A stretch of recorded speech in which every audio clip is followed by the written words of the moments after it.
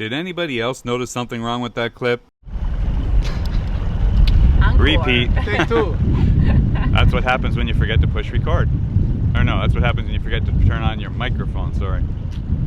This thing's got an electronic microphone, so without having the power switch on, it don't record anything. But let's try this again. So good morning. So here we are, we arrived in Portobelo last night and we're just going ashore now for a quick look around and see what's here. We went in just to pick up some dinner last night, had some great pizza. Awesome pizza here, great price and really, really good. So now we're just in to go have a look at some of the forts. We wanted to have a look around last night, but it was a little bit dark, couldn't really see much, so thought we'd come in the morning before we head off to Shelter Bay, because today's the last day before we head into the marina to go meet up with the rally. So that will be in about an hour. So first we're just gonna go in, have a look around town, get a few shots for you guys, and then pull anchor and head off. So that's this morning.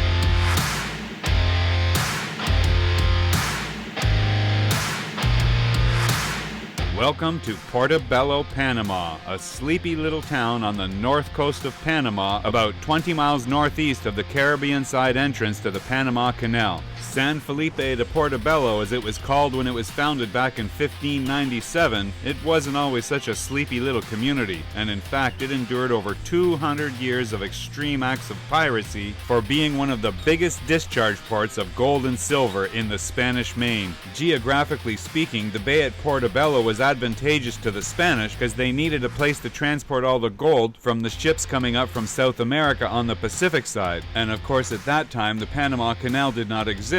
So what they did is built a small railway that came to 35 miles from the Pacific side to the Caribbean side, and then used the mules to transport the gold over to Portobelo. Here it would be stored in this gold reserve until such time as it could be loaded into the galleons and head for Spain. I can't tell you how amazing it is to be anchored in this bay with all these modern cruising boats, knowing that just a few hundred years ago it was full of Spanish galleons and pirate ships alike. Back in the 1600s, this entire port was open to anyone and everyone to come in and trade.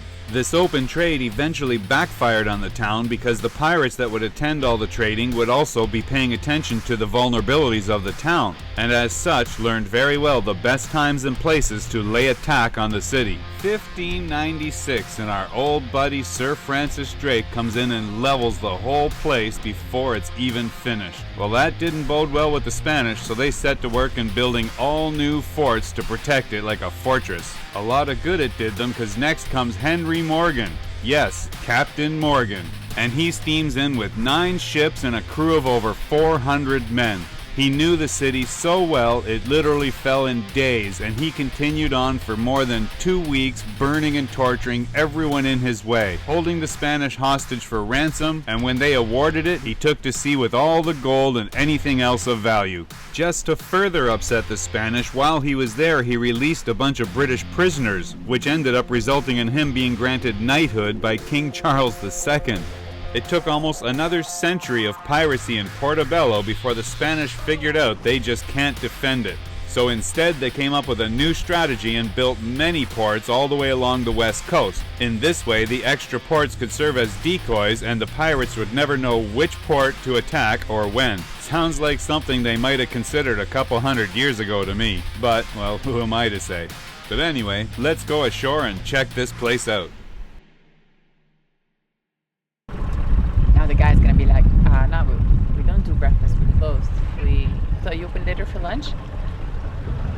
Not really, you know, sometimes. Only restaurant I've been to that closes at dinner time.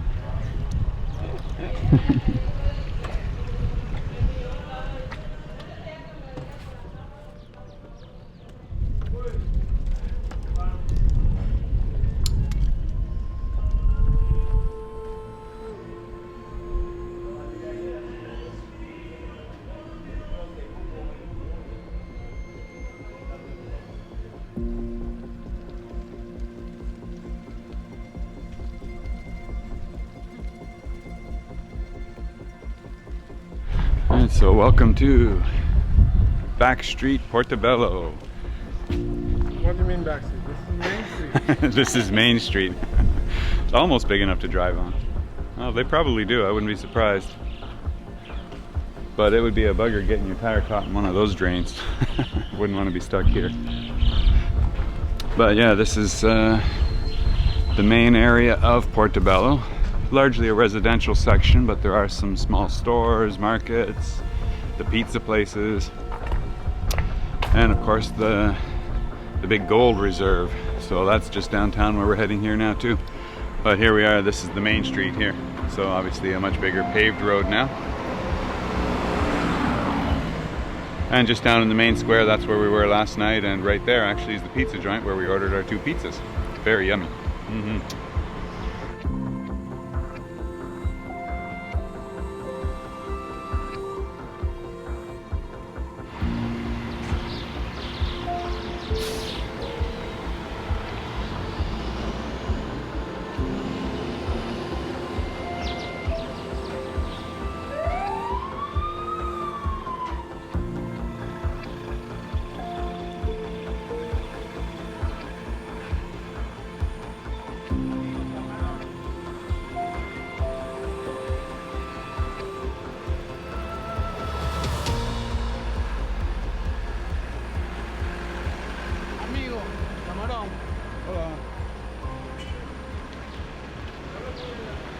Do we need plantain or anything?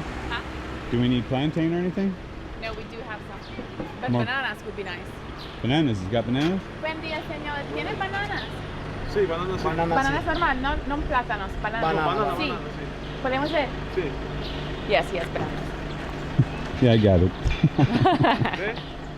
So we can have nice smoothies again.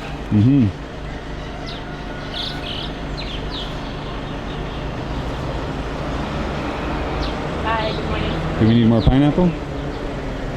Well, we have one left in the fridge. Well, actually already started that one. And then there's one on the table. I don't know if it's that's eatable. The one that's on the table. It's not a decoration, It's not decoration, it's eatable. as far as I know. So we do have some left.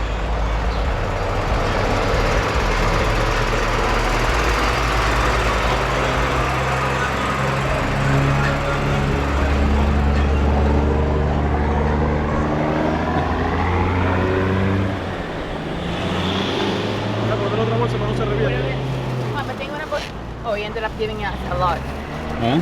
He ended up giving us a Oh, lot. that's a real lot. Un poco menos. Está mucho, sí. ¿Ahí? Sí. How much? ¿Cuánto es, señor? 3. $3. $3. Okay.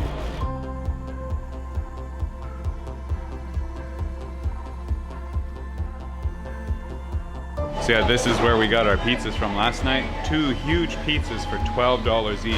One of them filled up all 3 of us. We still got another one in the fridge for lunch today. So awesome. It was really good pizza too. And a bakery, so anything you want. They got all kinds of sweets, confections, everything like that. They're right there. Very cool little shop. Right here at the center of town.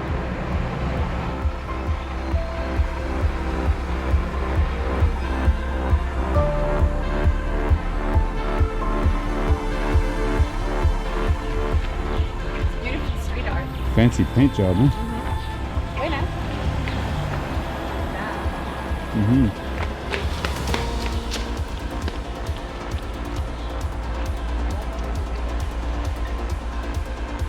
So it's actually a really cool little town. So if you are in Panama, definitely worth checking out Portobelo. We spent some good time in Puerto Lindo, and Linton Bay Marina was awesome too. Really loved there, all the things around. But if you're looking for places where there's actually people and things to do, then yeah, this seems like a good, logical place to stop.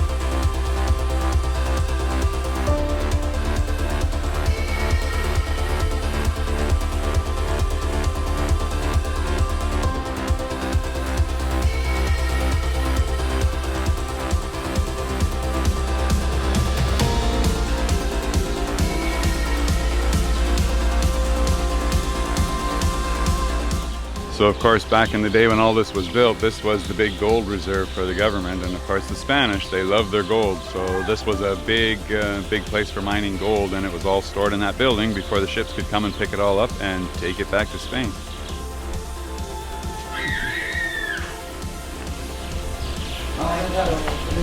What the heck is that? Animals on it. It's the creepiest. What on earth? Ah, it's a motorcycle. Hola, somos una familia viajera de Argentina. Vamos hacia México. It has a monkey skull on the front of it. Wow. Buenas. Buenas. Me encanta su, Gracias. su moto. Wow. Pero ya está en... ¿Ahora funciona? Sí. Sí, funciona. Ajá. Sí, así llegamos. Mira. La familia. Los de aquí los dejamos tatuando. ¿Ustedes dónde son de aquí? Hola. Yo soy italiana. Mi amigo canadés. Y mi otro amigo de Curazao. Y estamos viajando, estamos en un barco. ¿Verdad? Y el nuevo de aquí. Vení acá. De la playa. ¿Es un velero o qué? Un velero. Ay, no, eso. Yummy. No quiero. ¿Usted es de Argentina? No pasa nada si sale el bebé al frente, ¿no? Que no pasa nada si el bebé sale al frente, ¿no? Ah, ¿frente? Ah, no, no. no, claro que no.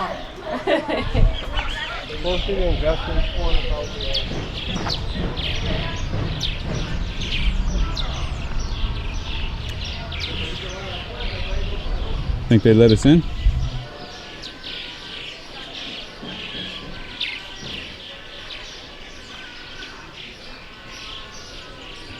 Hace poquito compré una lancha rusa. Un poquito ruso de poder atacar.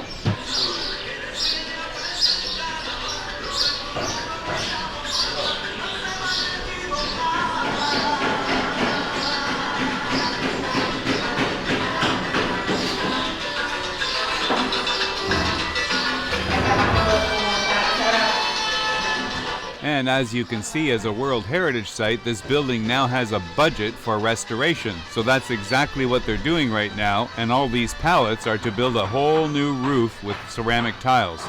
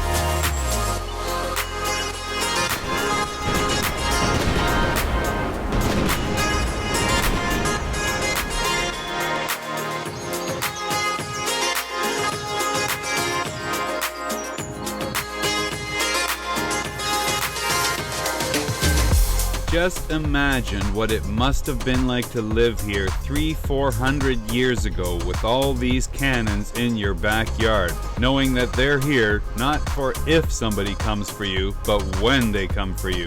That must have been a difficult thing to live with every day, just knowing that at some point they were gonna start to fire, and at the other end of them, somebody's firing back.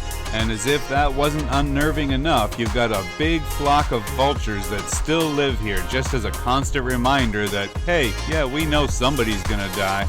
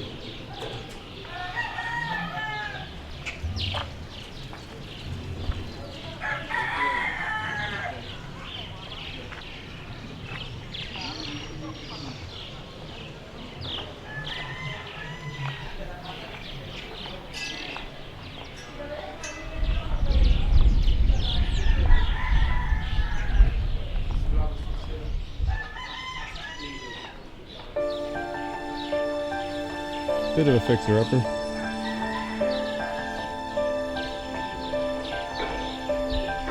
But you know, in Martinique, after the volcanic shit cleared, they went back and they rebuilt the same city on all this debris that was left behind.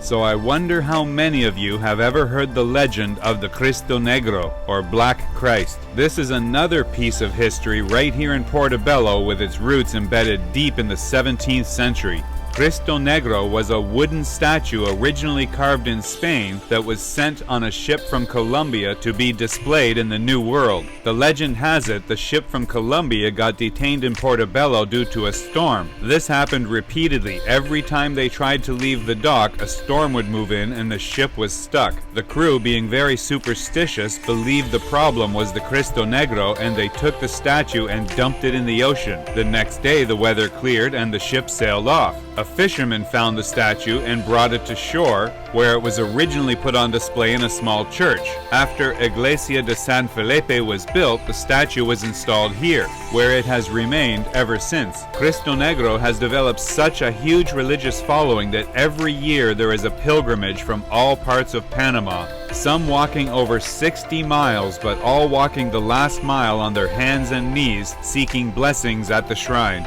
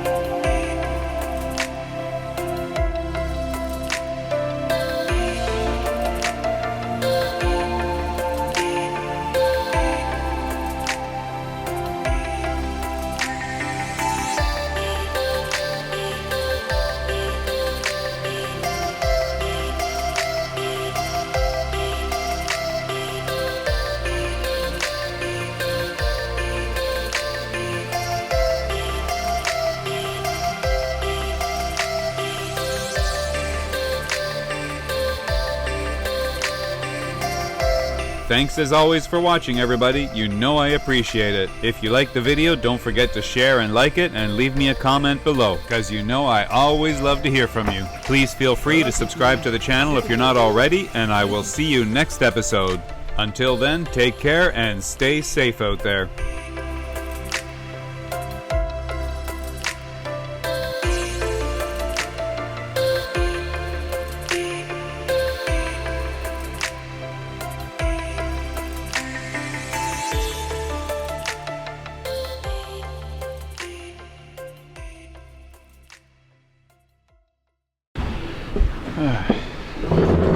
Something I haven't enjoyed in a long time. Fresh made passion fruit juice. Oh, yum. Just a touch of sugar in it, take the edge off, but really, really nice.